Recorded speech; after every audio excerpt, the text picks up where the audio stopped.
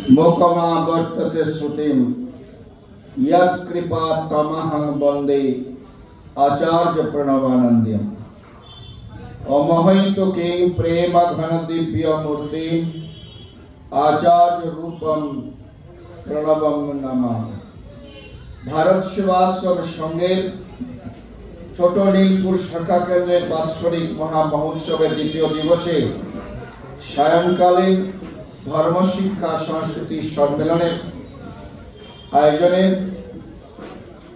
मंचासीन सम्मानीय शिक्षाविदगण उल्लेखযোগ্য আমাদের রয়েছেন सभापति डॉक्टर विश्वजित घोष, माननीय डॉक्टर विष्णुपद नंद, शिक्षक परेशचंद्र दास महोदय सकल के यथास्थाने आमी सम्मान एवं शुभेच्छा अभिनंदन जानाई।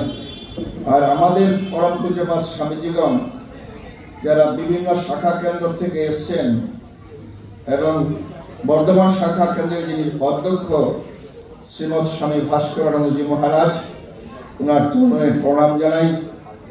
আদ্যাশক্তির প্রতিমূর্তি মাতৃমণ্ডলী, ভাতা এবং ভগ্নীগণ,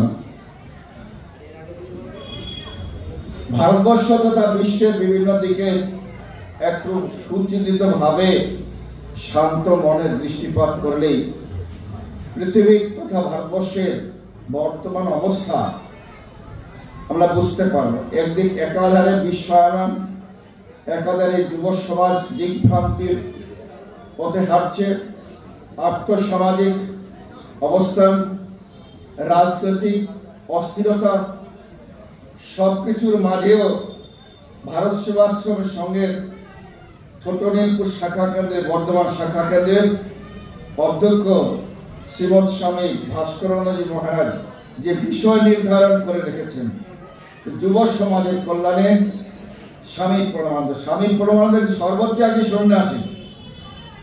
দেশ গঠন, জাতি গঠন এটা কারা করেন? এ তো সরকারের কাজ। আমাদের সেন্ট্রাল গভর্নমেন্ট পার্লামেন্টে দুটা ডিপার্টমেন্ট চালু করেছে, একটা human resource, department of human resource আর ইয়র ডেভেলপমেন্ট, এই দুইটা ডিপার্টমেন্ট চালু রয়েছে। অর্থাৎ এই যে সমাজকে শুধরাবার দায়িত্ব সরকারের, কিন্তু এই যে সর্বত্যাগী সন্ন্যাসী এদের তো কাজ নয়। জব ধ্যান ত্যাগ তপস্যা করবার কোথায় যে গিরিগ করে বসে জব করলো, আত্মচিন্তন করলো, পরিমুক্তি চিন্তন করলো। কিন্তু ব্যতিক্রমী সন্ন্যাসী দুজন, একজন স্বামী বিবেকানন্দ, দ্বিতীয়জন হচ্ছে স্বামী প্রণবানন্দ। এই দুজন ব্যতিক্রমী সন্ন্যাসী ভারতবর্ষে সন্ন্যাসী প্রতিষ্ঠান বহু রয়েছে। 10 নামী সম্প্রদায়, শঙ্করাচার্যের 10 নামী সম্প্রদায় রয়েছে। সেই 10 নামী সম্প্রদায়ের অধীনে বহু সন্ন্যাসী প্রতিষ্ঠান।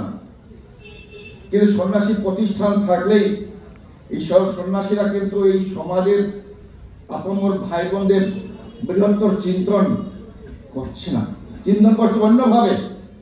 তারা চিন্তন করছে তুমি আসো মন্দিরে পূজা পাঠ করো, তুমি সৎসঙ্গ শোনো, তুমি সৎসঙ্গে বসো। এদের চিন্তা আরেক ধরনের। আর রামকৃষ্ণ মিশন ভারত সেবাশ্রমের সঙ্গে যিনি প্রতিষ্ঠাতা বিবেকানন্দ এবং স্বামী প্রণবানন্দজি, এই দুজন সন্ন্যাসী কিন্তু ব্যতিক্রমী। তারা কিন্তু এই সমাজের সাথে উতপ্রোত হয়ে গেছেন। উতপ্রোত হয়ে সমাজকে কিভাবে উত্থান করবার যায় সেই চিন্তন করেছেন। স্বামী বিবেকানন্দ গত হয়েছেন 1902 সালে। ভারতবর্ষকে বিশ্ব দরবারে উপস্থাপন করেছিলেন স্বামী বিবেকানন্দ। ভারতবর্ষের নামটাকে বিশ্বর খুব অবহেলিত দৃষ্টিতে দেখতেন। ভারতবর্ষ কিন্তু এই ভারতবর্ষ থেকেই বিশ্বের আনাচে কানাচে শিক্ষা সভ্যতা যে প্রকাশ বিকাশ, ভারতবর্ষের সাধক সাধিকারা যদি না যেতেন তবে কিন্তু এত বিকাশ প্রকাশ হতো না।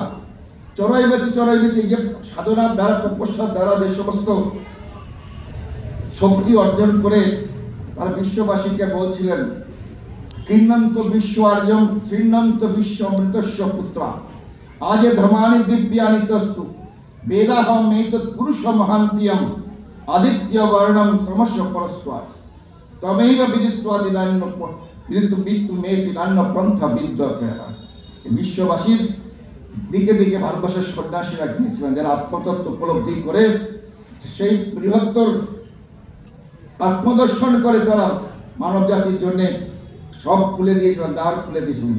হেতায় আর্য, হেতায় অনার্য, হেতায় দ্রাবিড় চীন, সব খুন মুঘল পাঠান, এক দেহ হলেন এই আমার ভারতবর্ষে।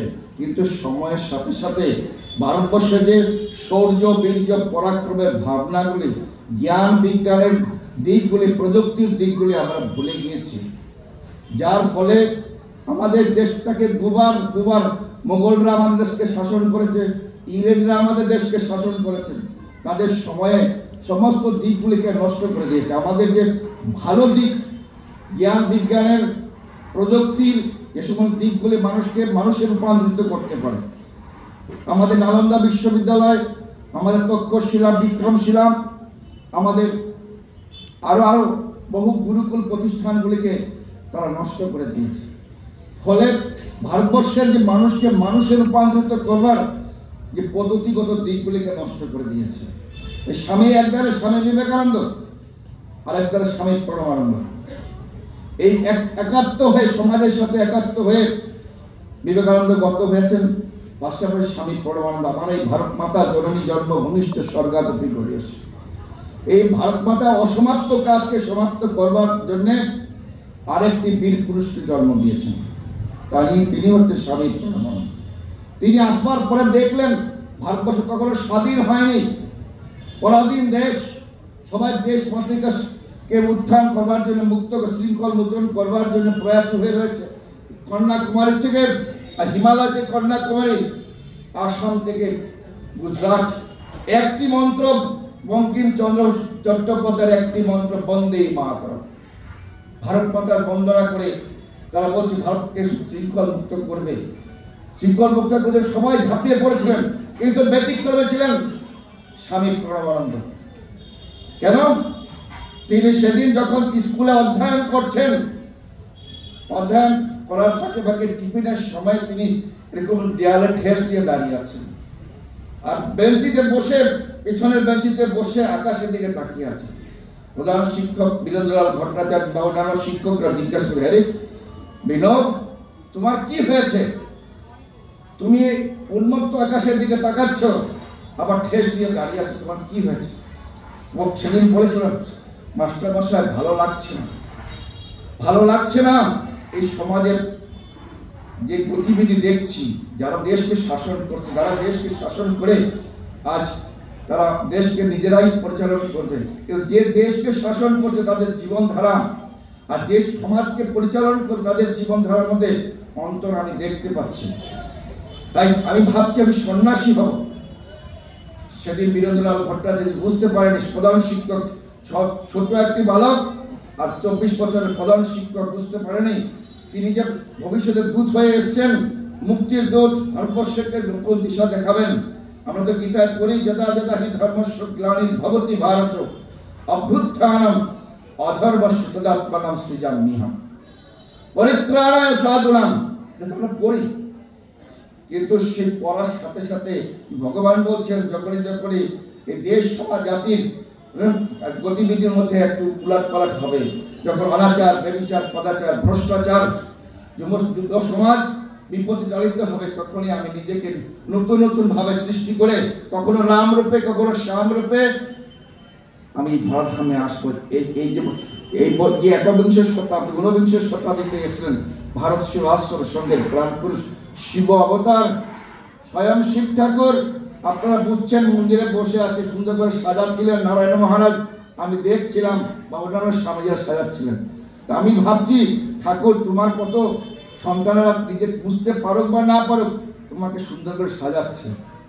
তো এই যে শিব অবতার স্বয়ং নবরূপে আমাদের কাছে এসে দেখছেন, তিনি সেই যুব সমাজকে, ছাত্র সমাজকে সেদিন থেকেই শুরু করেছেন তাদের উত্থান কি করে হতে হবে, তাদের জীবন গঠন।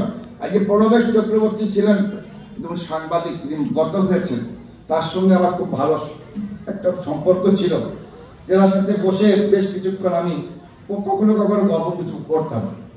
তো আমি এক সময় বলেছিলাম প্রণবেশ চক্রবর্তীকে, বলে, বলো চক্রবর্তী বাবু, এই সমাজটাকে কিভাবে উত্থান করা যায়। বলে তিনটি জিনিস দরকার আছে, তিনটি জিনিস মানুষের মতো মানুষ চাই। যে মানুষের মধ্যে থাকবে হৃদয়বত্তা থাকবে, তার হৃদয় থাকবে, তার মস্তিষ্ক থাকবে, তার বাহুবল থাকবে। এই যে কোয়ালিটির তিনটি মানুষ চাই, এক মানুষ চাই। সেই মানুষগুলোকে আপনি নিয়ে আসুন, আমি আবার সমাজকে আমি গঠন করিয়ে দেখাবো। আমি সেদিন বুঝতে পেরেছিলাম ওনার কথার মধ্যে ডেপথনেস আছে। স্বামী প্রণবানন্দা বলছিলেন এই যে সেবা ভাবনা, ভারত সেবাশ্রম সংঘ, এই যে নামটার মধ্যে দিয়ে প্রতিষ্ঠানের সমস্ত ইতিবৃত্ত সব পাওয়া যায় না। যে সেবা কারা করতে পারবেন? যাদের হৃদয়বত্তা আছে। আপনি এখানে পরদুঃখে দুঃখী, এখানে রাস্তায় পড়ে রয়েছে বন্যা দুর্ভিক্ষ মহামারীতে যারা ভেসে যাচ্ছে, তাদেরকে কে সাহারা দেবে? কার এই যে রাস্তাঘাটে এখনো তো পড়ে থাকে, কেউ সাহারা দেয় না। তাদের হৃদয় নেই, হৃদয় হারিয়ে গেছে। হয়তো স্কুল কলেজ ইউনিভার্সিটির বড় বড় ডিগ্রি রয়েছে তাদের, কিন্তু হৃদয় নাই। আর কি নাই? সে উন্নতর মস্তিষ্ক, যে মস্তিষ্কের মধ্যে কখনো দেশ জাতি সমাজকে বিক্রি করবার চিন্তা করবে না। আজকে যারা পড়াশোনা করে একাডেমিক কোয়ালিফিকেশন নিচ্ছে স্কুল কলেজ ইউনিভার্সিটি থেকে, তাদের সবকিছু তো হচ্ছে, কিন্তু সেই উন্নততর মস্তিষ্ক আসছে না। যে মস্তিষ্ককে ভারত মাকে মা বলে ডাকবে। আমার যে মামাকে 10 মাস 10 দিন পেটে ধরেছেন, সে একটু বান, সে মা কদিন আমাকে দুধ খাইয়েছেন? তার স্তনের দুধ কতদিন খাইয়েছেন? 6 মাস। তার পরবর্তী অধ্যায়ে কে খাইয়েছেন? আপনাকে আলো বাতাস দিয়ে কে পরিবর্তিত করেছেন? এই ধরিত্রী মা। এই মার সাথে কোনো তুলনাই হয় না। 6 মাস আর আজীবন আপনি মৃত্যু পর্যন্ত এই ধরিত্রী মা আপনাকে আলো বাতাস দিয়ে পরিবর্তিত করছে। কিন্তু সেই মাকে আমরা আজ বিভিন্ন ভাবে ঘাত প্রতিঘাত দিয়ে তাদেরকে ক্ষত বিক্ষত করে ফেললাম। আর কি করলাম? আমার দেশ মায়ের অঙ্গ প্রত্যঙ্গ ভাগ করে ফেললাম। আজও চলছে। তেমন কোনো মানুষ ভারতবর্ষে অনেকের গলিতে রয়েছে, ভারত মাকে বিক্রি করতে প্রবাদ করে রয়েছে। অর্থাৎ নিজের মা যে তাকেও বিক্রি করতে দ্বিধা নাই। আমার চাই, একটা পাওয়ার চাই, অর্থ চাই। তুমি জলাঞ্জলি যাও, তুমি জাহান্নামে যাও, কারণ দুঃখ নাই। কিন্তু সেই যে মস্তিষ্ক, উন্নত মস্তিষ্ক নাই। সেই শিক্ষা কোথায়? যে শিক্ষা আমাদের আগের দিনে গুরুকুলে দেওয়া হতো। বলছে শিক্ষার 4টি ধারা রয়েছে। একটি ধারা হচ্ছে ফিজিক্যাল, মোরাল, মেন্টাল, স্পিরিচুয়াল। এই 4টি ধারা রয়েছে। 4টি ধারার মধ্যে আমরা আজকের দিনে স্কুল কলেজ ইউনিভার্সিটিতে কটি ধারায় পাই, কিন্তু আগেকার দিনে গুরুকুলের শিক্ষক মহাশয় যিনি আচার্য থাকতেন, সেই আচার্যগণ সমস্ত কিছু দিকে শিক্ষা, পরিপূর্ণ শিক্ষা। রামচন্দ্র ভগবান বৈশিষ্ট্য মণির কাছে শিক্ষা নিয়েছেন, কৃষ্ণ ভগবান সন্দীপন মণির কাছে শিক্ষা নিতে গিয়েছিলেন, স্বামী প্রণবানন্দ গোরখপুরে গিয়েছিলেন, গোরখনাথের কাছে শিক্ষা। বিবেকানন্দ স্বামী গিয়েছিলেন রামকৃষ্ণ ঠাকুরের কাছে। আজকে বিবেকানন্দ স্বামী বিবেকানন্দ হতে পারতেন নরেন, যদি রামকৃষ্ণের সংস্পর্শে না আসতেন বিবেকানন্দ হতে পারতেন না। নরেন একটা সেই সময় উচ্চ শিক্ষিত একটা ছেলেন, তরতাজা ছেলেন, সে গিয়ে বলছেন যে তুমি ভগবান দেখেছ? তার মতো নাস্তিক ভারতবর্ষে কেউ আছেন? আজকে আমরা গলা মুখ ফেলে আমি ভগবান মানি না, ভগবান মানি না। বিবেকানন্দের মতো নাস্তিক কেউ নেই। কিন্তু এই যে বলছে সাধুগুরু বৈষ্ণব যথার্থ যদি পাওয়া যায়, সেটা যথার্থভাবে মানুষকে মানুষে রূপান্তরিত করতে হবে। তাই নরেনকে আজকে বিবেকানন্দ সাজিয়েছেন আমাদের রামকৃষ্ণ ঠাকুর। আমাদের এই গোরখনাথ যিনি বলেছিলেন अरे किसको साथ में लेके आए हो, इसमें सारे कुछ हो चुके हैं, इन स्वयं शंकर भगवान है। गोरखनाथ बोलছিলেন गोपीनाथ, इन शंकर भगवान है। তথাপি কিন্তু অন্তর্দৃষ্টি সম্পন্ন, ওই যে বলছিলেন না যে তপস্যা করে যে শক্তি ভিতরে আসে, সেই শক্তির মধ্য দিয়ে তিনি উপলব্ধি করে এ তো ভারতবর্ষকে আগামী দিনে জাগরণের মন্ত্র দিবেন, উৎকৃষ্ট জাগ্রত পপ্প বরান নিবোধত। এই যুব সমাজকে আবার জাগরণের মন্ত্র দেবেন। ওই ধর্ম কি? ওই মালায় ঝোলায় ধর্ম নয়, তিলক ফুটায় ধর্ম নয়, মঠে মন্দির ধর্ম নয়। বলছিলেন ত্যাগে সংযমে সত্যে ব্রহ্মচর্য ধর্ম। এই ধর্মের কথা স্বামী পরমানন্দ বলছিলেন, একটি মানুষকে যথার্থ মানুষ গঠন করতে হলে একটি ঘরে যখন 4টি পিলার দরকার হয়, সেই মূল পিলার হচ্ছে মানুষকে মানুষ গঠন করতে গেলে 4টি পিলার দরকার। সেই 4টি হচ্ছে ত্যাগ, সংযম, সত্য, ব্রহ্মচর্য। এর মধ্যে ভারতবর্ষে যত কিছু উন্নতি প্রগতির নির্যাসটা রয়েছে। আজকে আমরা যাই দিল্লিতে পার্লামেন্ট হাউসে বড় বড় মন্ত্রীদের সাথে মেলামেশা করি, সেখানে আমি জিজ্ঞাসা করছি যে আপনারা কি করছেন? স্বামীজি আর কিছু করার উপায় নেই, এই একমাত্র আপনারাই পারবেন। কারণ এই জন্য সেন্ট্রাল গভর্নমেন্ট, প্রভিন্সিয়াল গভর্নমেন্ট এখন রামকৃষ্ণ মিশন, ভারত সেবাশ্রম সংঘের উপরে অনেক দায়িত্ব অর্পণ করেছে। এই সমাজটাকে, ক্ষণভঙ্গ সমাজটাকে, বৈষ্ণব সমাজকে আবার নতুনভাবে উত্থান করবার জন্য আর দেশ গঠন, জাতি গঠন, সমাজ গঠন তাদের নিয়ে করবেন। মানুষের জীবনধারাকে শরীরটাকে চিন্তা করুন তো। বাচ্চা শৈশব থাকছে, 8 থেকে 16 বছর পর্যন্ত কিশোর থাকছে, 16 থেকে যৌবন শুরু হয়ে যাচ্ছে 30 বছর পর্যন্ত। তারপর যদি অনেক কিছু, এই যে 16 থেকে 30 বছর এই আয়ুষ্কালের মধ্যে দেশ, জাতি, সমাজকে তুলে ধরবার জন্য প্রয়াসী হয়ে রয়েছেন। শিক্ষার অবস্থান বলে সেখানে রয়েছে।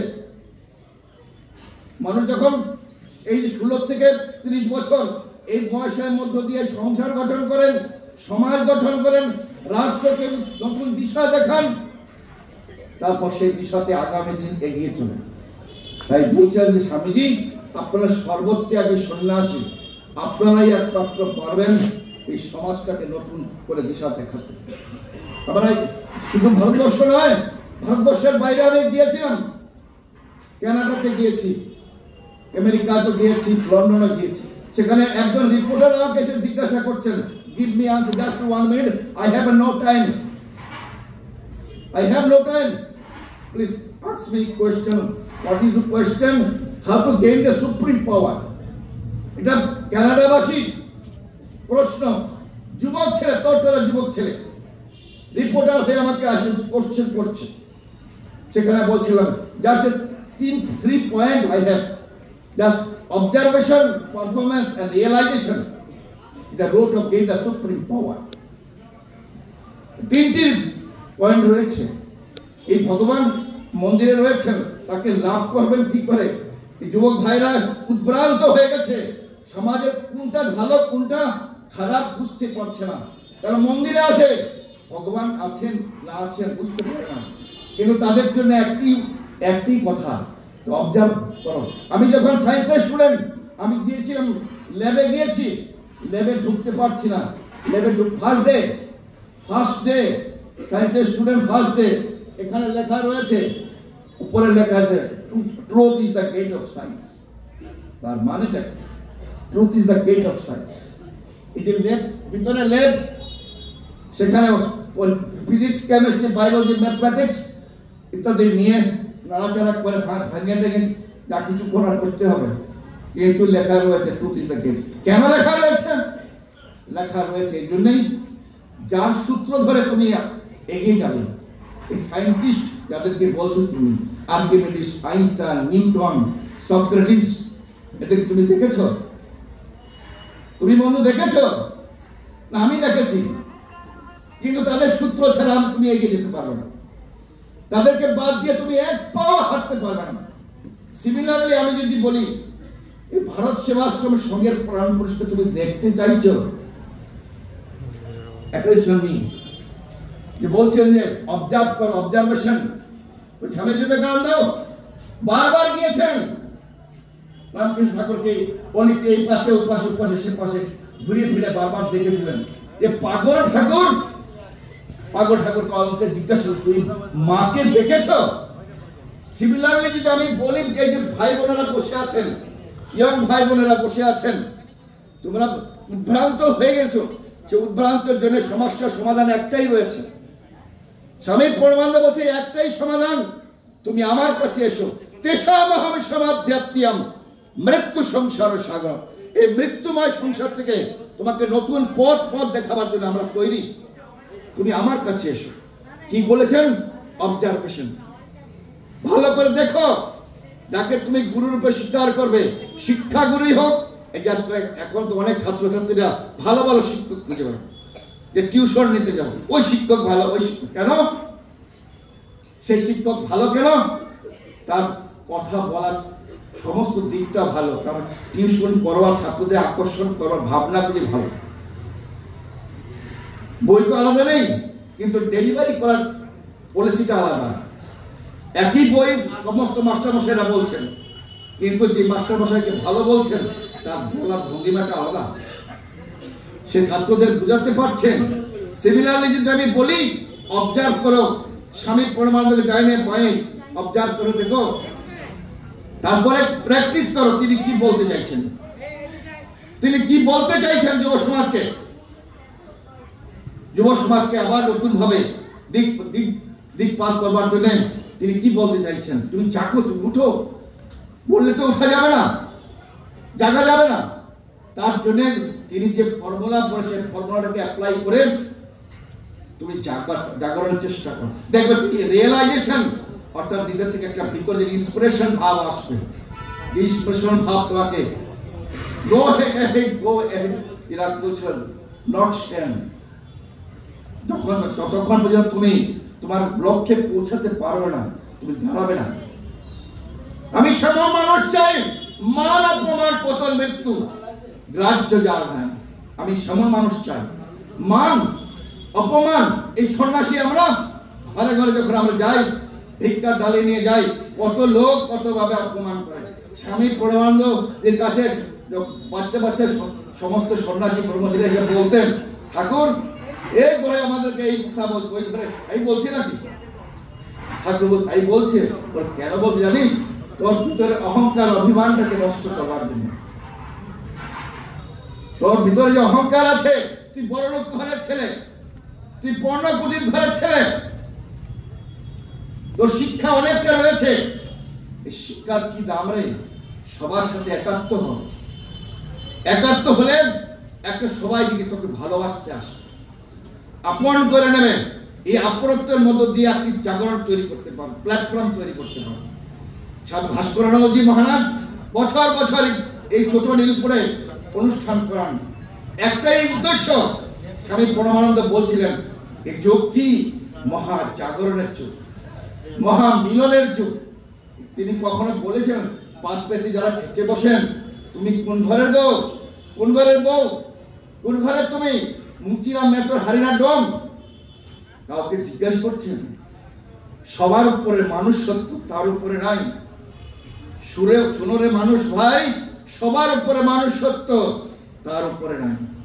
স্বামী ভাস্করানন্দজি কখনো জিজ্ঞাসা করেন না সবাই এসো, এসো আর্য, এসো নার্য, এসো দ্রাবিড় সব দূর মঙ্গল কথা আমার পক্ষে এসো। আমার ভারত মা জননী জন্মভূমিষ্ঠ স্বর্গাত বিবাহ। তার বিশাল বুকটাকে নিয়ে, চড়া বুকটাকে নিয়ে বসে রয়েছেন। কাউকে তার ধর্মীয় স্বাধীনতা হস্তক্ষেপ করেনি, সমানভাবে তাকে থাকতে অধিকার দিয়েছেন। তুমি থাকো, সাধনা করো, তপস্যা করো। এই তপভূমি আমার এই ভারতবর্ষ, এই আমার এই দেবগণ, স্বর্গমর্ত পথের দেবগণ সব ভারতবর্ষের জন্ম নেওয়ার জন্য লালায়িত হয়ে রয়েছেন। এখানকার ভৌগোলিক অবস্থান, এখানে গঙ্গা যমুনা নর্মদা সরস্বতী কাবেরী, আর আমার উত্তরে হিমালয়, উত্তরে দাঁড়িয়ে হিমালয় আমার পরিবেষ্টিত করে রেখেছেন। এখানে সোনার খনি আছে গো, কিন্তু সেই সোনার খনি থাকা সত্ত্বেও আজ আমার যোগ ভাই দিগ্ভ্রান্ত হয়ে পড়েছেন। তাদের সঠিক নিশানা দেখাচ্ছে, তারা চাকরি নাই, চাকরি নাই, চাকরি নাই। ওকে চাকরি দাও। চাকরি দেয় কি সব? চাকরি হচ্ছে দাসত্ব করা, চাকরি হচ্ছে দাসত্ব করা। সার্ভেন্ট বলে, ইংরেজিতে বলে সার্ভেন্ট। নিজের পায়ে নিজে দাঁড়াবার মতো ক্ষমতা হারিয়ে ফেলেছো বন্ধু, সব দিক থেকে তুমি হারিয়ে ফেলেছো। ওই দেখো পাশাপাশি ওই থেকে প্রদেশ থেকে এসে ওই কাগজ পুড়াচ্ছে, ওই নোংরা পায়ে হেঁটে হেঁটে বেড়াচ্ছে। একটা দিন সে সুন্দর একটি বাড়ি তৈরি করছে, লক্ষ লক্ষ টাকা কামাচ্ছে, আর তুমি ভদ্রলোক তোমার সন্তানকে 8টা পর্যন্ত বাবা শুয়ে থাক, ঠান্ডা আছে বাইরে, এই 8টা পর্যন্ত তুমি শুয়ে রাখছো। এই জাতিটা কি করে উদ্ধার হবে? জাতির উত্থান কি করে হবে? আমার পার্শ্ববর্তী দেশ আজকে কিরকম চলছে বুঝতে পারেননি? আগামী দিন আমার এই পশ্চিম বাংলা আমি থাকতে পারবো তো? চিন্তায় আমাদের এখনই নানা রকম ভাবে চলছে। তাই চিন্তন করুন বন্ধুরা, স্বামীর পরমাণু এই যুবক শ্রেণীকে কেন জাগরণের মন্ত্র দিতেছে? এই যুবক শ্রেণী হচ্ছে দেশকে ধরবে, দেশের মেরুদণ্ড স্বরূপ। তাদের বীর্যবর্তা দিয়ে, তাদের শৌর্য বীর্য পরাক্রম দিয়ে আমার দেশ যখন আক্রান্ত হবে, ওই বিদেশি কোন দেশ আসবে না। ওগো ভাই বন্ধু, 1000 বছর আমার দেশ পরাধীন ছিল। আমার এই যুবক ভাই তরতাজা রক্ত ঝরিয়ে, ওই বিনয় বাদল দীনেশ, এই ক্ষুদিরাম, আমার এই রাসবিহারী বসু, নেতাজি সুভাষ চন্দ্র বসু, তাদের তরতাজা রক্তগুলি সেদিন ঝলকে ঝলকে ঢেলে দিয়েছে গো। তোমরাও কম যাওনি। তোমাদের গয়না টানাগুলি খুলে দিয়ে এক নুন ভাত খেয়েছো, পান্তা ভাত খেয়েছো। তোমার দেশের শৃঙ্খলা মোচন করবার জন্য তোমরা তৎপর হয়েছিলেন। আজ তোমরা কোথায় হারিয়ে গেলে গো? তাই দেশের পূর্ণাঙ্গ শক্তি হচ্ছে যুব শক্তি। এই যুব শক্তিকে জাগরণ মন্ত্র স্বামী পরমানন্দ বারবার দিতেছে, তুমি উঠো, তুমি জাগো। ওই দেখো পূর্বাকাশে কাল বৈশাখী ঘূর্ণায়িত হচ্ছে, কখন যে তোমার ঘর সংসারকে ধূলিসাৎ করে দিয়ে চলে যাবে। তার আগে তুমি জাগো, তুমি সতর্ক হয়ে যাও। এই সন্ন্যাসীগণ গ্রামে গ্রামে, শহরে শহরে এমনি ভাবে সভা করে, সমিতি করে তারা সবাইকে বলছে তুমি জেগে যাও, তোমার ঘরে বহিঃশত্রু এসে গিয়েছে, তুমি জেগে যাও, আর ঘুমাবার সময় নেই। ও যুবক ভাই, তুমি জাগো, তুমি উঠো। আজ আমাদের ইংরাজির 3টি সি রয়েছে। 3টি সি হচ্ছে কম্পিউটার, কুইজ, আর আরেকটি হচ্ছে কম্পিউটার কুইজ, আরেকটি এই 3টা নিয়ে এখন যে একটি মানুষের যথার্থ যুবক শ্রেণীর ভাই যে খেলোয়াড় আছে, সুনীল গাভাস্কার ক্রিকেট খেলোয়াড়, ডিটারমিনেশন, ডিসিপ্লিন, আর আরেকটা ডেডিকেশন। ইয়েস, থ্যাংক ইউ ভাই। ডিটারমিনেশন, ডিসিপ্লিন আর ডেডিকেশন, এই 3টি শব্দ যদি কোনো ভাইয়ের মধ্যে ঢুকিয়ে দেওয়া যায়, তবে কিন্তু সেই যুবক ভাই তার আপন অস্তিত্ব নিয়ে সমাজের পক্ষে মাথা তুলে দাঁড়াবে। খুব ডেপথ আছে, 3টি কথার মধ্যে খুব ডেপথ আছে। তো অতএব ওই যে প্রণবেশ চক্রবর্তী, দেখুন আমাদের ঘরের বাইরে যেতে হবে না, প্রণবেশ চক্রবর্তী, সুনীল গাভাস্কার